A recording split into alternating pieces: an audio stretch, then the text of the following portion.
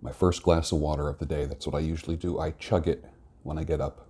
I got up about 6 minutes ago. These are the first words that I'm speaking for the day. Day 3 in a 3-day fast, starting with a hard reset of doing a water fast. Yesterday, started putting the salts in because I was feeling a little bit weak, which is what you're supposed to do because of going into a deprivation mode and a fat burning mode, and past the irritable bitchy stage, now zero hunger. Day number 3. Tomorrow I begin eating, and I only do carnivore for the month of May.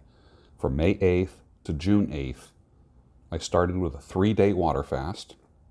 Last week I told you what the water fast is. I have water in the morning and throughout the day. I chug the first glass of water. I usually will drink 2 to 3 liters of water. In the water, I put no salt, just the tiny, like I'm kidding you. Let me just show you something.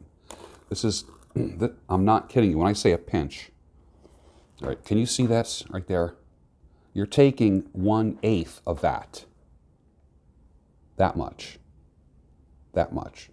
And I'm putting that in the water. A tiniest pinch of the boron, a tiniest pinch of the baking soda, a tiniest pinch of the Himalayan salt. All goes in one glass, or a bigger pinch if you're going to make a liter out of it. I chug the first glass. I'm okay. Sip it throughout the day. Yesterday, it was actually cold here outside. So when it's warmer, I tend to drink more water. I did not even sweat a little bit yesterday. So 2 liters of water was what I had yesterday.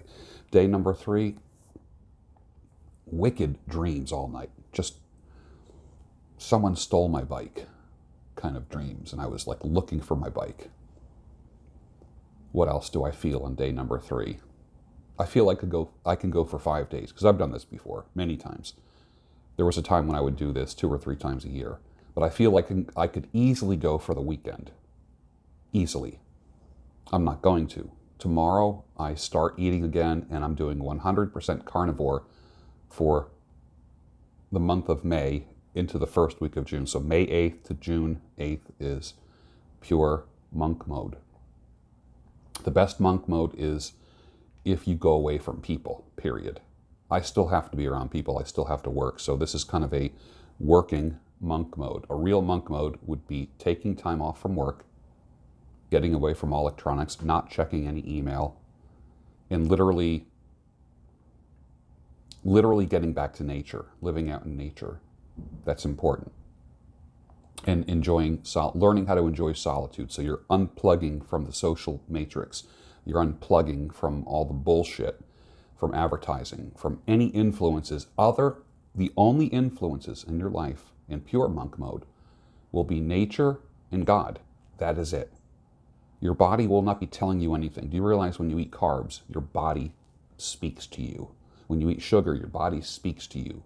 When you have caffeine, your body speaks to you. You want nothing speaking to you but nature and God. You want no influences whatsoever. That's what pure monk mode is. Working monk mode, where you still have to go to work every day and interact with people, is different. You have to modify some things. So tomorrow, this is what I'll be doing. After work, I will have one meal. I get out of work about 1 or 2 o'clock tomorrow. I will have one meal, and I will do the rest of May and June with OMAD, OMAD, which stands for 1 meal a day. And you can eat for an hour. I might extend that window to 2 hours, because this is my first full monk mode month. And that means you eat in a window of time. I will be eating just meat. That's all I will eat. And I know the weight will go down. I know the muscle will improve. I will be lean. The body will transform. In 1 month, the body transforms. It just becomes a completely different body. I have a different body now than I did 1 year ago. 1 month from now, I'm going to have a different body than what I have now. My meditation time is prayer and reading Proverbs in the Bible. That's it. That's all I'm doing. As far as anything else, not going out with friends, not partying, I'll be doing that over the summer. But this is kind of like a pre-summer routine. Let's get started. Do you have a porn addiction? I never did because I had the real thing in my life, so I never felt the need to, I never felt the unnatural need to look at other people involved in sexual activity. Does that mean I'm any better than the person who has a porn addiction? No, because I actually got involved with the sexual activity, which I feel is not pure. It wasn't pure. So I violated myself, and it's taken me years and years and years to realize that I hurt myself. I didn't help myself because I wasn't doing it to make babies. As you've heard me say before, the highest and best use of your sex organs is to create life. And what's interesting is that God did not have to make sex feel good. I think that's just like a little perk and a little incentive. He didn't have to make it feel good. But the end result is not the feel good. The end result is to create life. Can you imagine if we stop halfway with everything? Just stop like at the feel good part, but not the making life part. We've damaged ourselves as a society. It's not normal. And it's not natural. It's not how we were created. Here you come again, looking better than a body has a right to, and shaking me up so that all I really know is here you come again, and here I go. Dolly Parton, 1977. Another perspective of Mother's Day. Here we have Mother's Day coming up. I know many women who were pregnant at one time but never became a parent.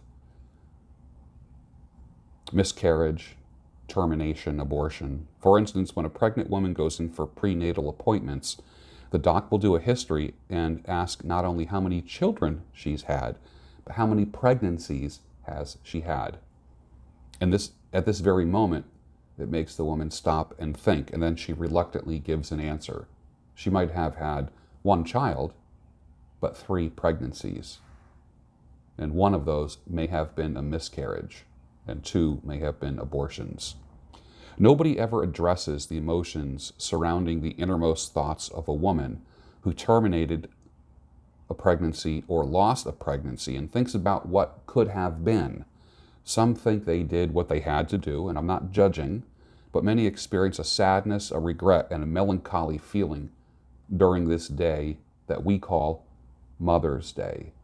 For many, it is, I could have been a mother. Just another perspective. I'm just sitting here watching the wheels go round and round. I really love to watch them roll. No longer riding on the merry-go-round. I just had to let it go. John Lennon, 1980. There's no such thing as a pretty good alligator wrestler. Eric Barker. Her profile read, I'm here to find turd love. I know it was her autocomplete and she meant to say, I'm here to find true love. But sweetie, you gotta proofread your shit before you press send. Because there are some people who are gonna take you seriously. List all the reasons why you close your doors day and night and lock your doors. List all those reasons. Now you know what the immigration issue is all about. Very simple. And if I claim to be a wise man, that surely means I don't know. Carrie Livgren, 1976. Solitude resets you. Then when you re-enter, society seems hyper, fake, emotional, over-emotional, easily influenced, under someone or some thing's something else's influence and control. TV becomes unwatchable. Nature sounds are needed. You need those sounds. Books become precious. You talk less, you listen more, you sleep better, you reset, you reboot, you unplug. Doesn't that sound good to you? I'm going to put a link for the book down below, and I seriously want you to get it and read it. Monk mode doesn't appeal to women. Why do you think that is? Put your answers down below. You want a new life. She wants the same life, just without him. Men and women are different. You probably still have a cassette player in your car, don't you?